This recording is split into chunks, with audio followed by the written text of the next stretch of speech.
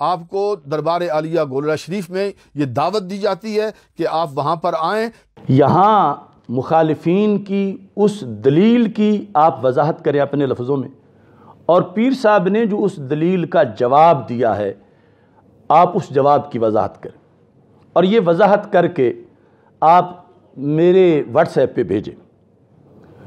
میں اس پر آپ تمام حضرات کو جن کو لگا ہے کہ کوئی توہین ہوئی ہے، شکوک و شبہات ہے، میں سب کی بات کو سنوں گا کہ کتنے سنجیدہ الفاظ میں، کتنے جامع طریقے سے اور کتنے احسن طریقے سے آپ نے قبلہ پیر صاحب کی گفتگو کی وضاحت کی۔ اگر ان لوگوں کو پیر صاحب والا جواب پسند نہیں تو کوئی اپنا جواب تو دیں۔ کیا یہ حضرت صدیق اکبر رضی اللہ تعالیٰ عنہ اور قرآن پر ہونے والے اعتراض کے جواب کو چھوڑ کر اپنی زندگی بسر کر کے کس معنی میں سنی مر کے جینا چاہتے ہیں؟ اگر پیر صاحب والا جواب انہیں پسند نہیں تو اپنا جواب دیں، چونکہ اعتراض تو مخالفین کی طرف سے لکھا ہوا ہے، موجود ہے۔ کیوں یہ لوگ چپ ہیں؟ اور آج تک اتنے سالوں میں ان کو کیوں ضرورت نہیں پیش آئی کہ یہ مخالفین کے اس گالی کا جواب دیتے، اعتراض کا جواب دیتے؟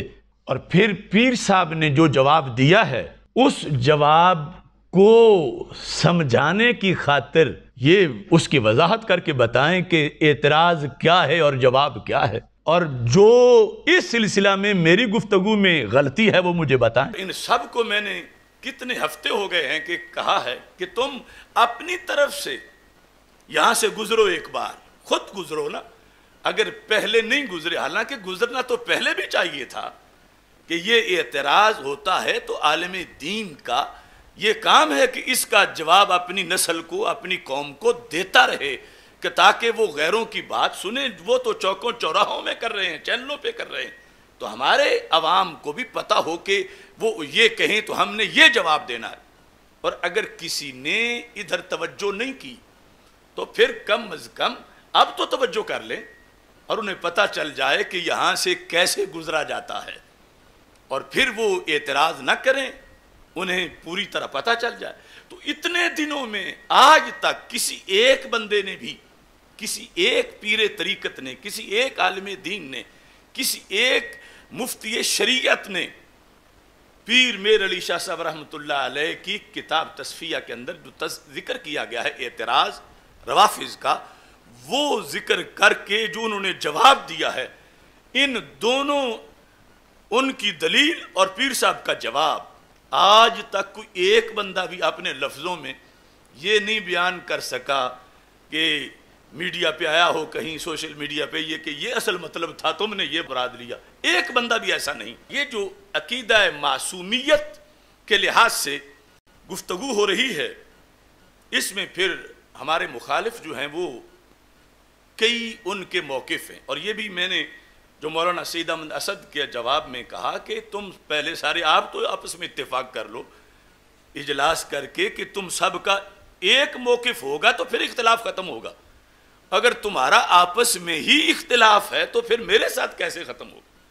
تو پہلے سب مل کے اپنے ایک موقف پر جتنا بھی سخت تم بنانا چاہتے ہو وہ بناؤ، اور ایک موقف پر آپس میں تو اتفاق کر لو۔ کہ یہ نہیں ہو سکتا کہ ان سے کوئی خطا نہیں ہو سکتی اہل بیت سے، کہ یہ غلطی نہیں کر سکتے، یہ بھول چوک ان سے نہیں ہو سکتی، ایسی کوئی بات نہیں ہے۔ یہ بھی بھول سکتے ہیں، ان سے بھی خطا ہو سکتی ہے، اور یہ بھی اللہ سے معافی مانگتے ہیں بتقاضائے بشریت۔ چاہے وہ اہل بیت کا کوئی بہت بڑا فرد ہو، امام حسن ہو، امام حسین ہو، علی المرتضی ہو، تو طبقہ انبیاء کو اللہ نے معصوم رکھا ہے۔ عصمت جو ہے یہ مخصوص ہے انبیاء علیہ السلام کے ساتھ۔ یہ کہنا کہ یہ پاک ہیں نبیوں کی طرح، یہ عقیدہ غلط ہے، یہ اہل سنت کا عقیدہ نہیں ہے، کیونکہ اس پر دلیل نہیں ہے۔ عصمت انبیاء پر تو ہے، لیکن ان لوگوں کے عصمت پر کوئی دلیل نہیں ہے۔ ازواج مطہرات بھی جو ہیں وہ محفوظات ہیں، معصومات نہیں ہیں، محفوظات ہیں۔ دیکھیں نا، وَمَن يَأْتِ مِنكُنَّ بِفَاحِشَةٍ مُبَيِّنَةٍ يُضَاعَفْ لَهَا الْعَذَابُ ضِعْفَيْنِ وَكَانَ ذَلِكَ عَلَى اللَّهِ يَسِيرًا۔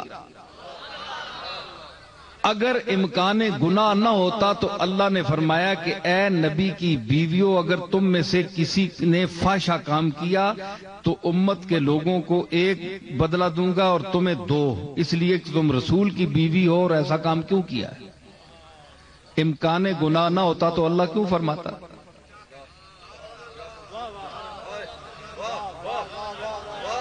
تو جب مائیں معصوم نہیں ہیں تو اولاد کس طرح معصوم ہو سکتی ہے؟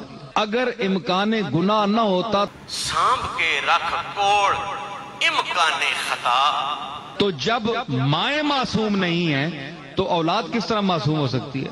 اگر امکان گناہ نہ ہوتا سانپ کے رکھ کوڑ امکان خطا،